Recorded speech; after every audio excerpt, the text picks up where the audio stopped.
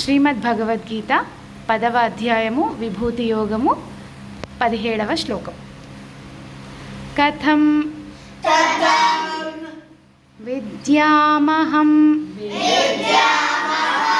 యోగిన్ త్వాం సదా పరిచింతయన్ cash cash చ భావేషు చింత్యోసి భగవన్మయా కథం విద్యామహం యోగిన్ త్వాం సదా పరిచింతయన్ కేషు కేషు చ భావేషు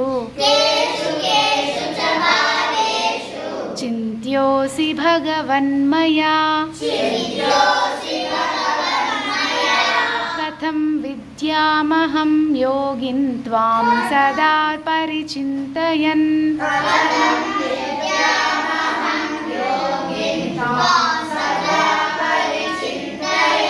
కేషు కేషు చ భావేషు చింత్యోసి భగవన్మయా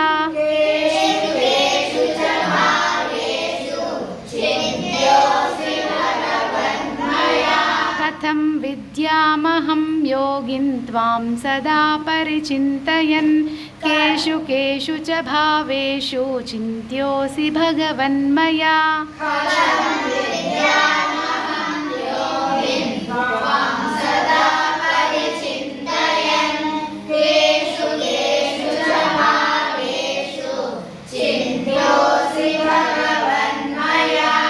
జై శ్రీరామ్.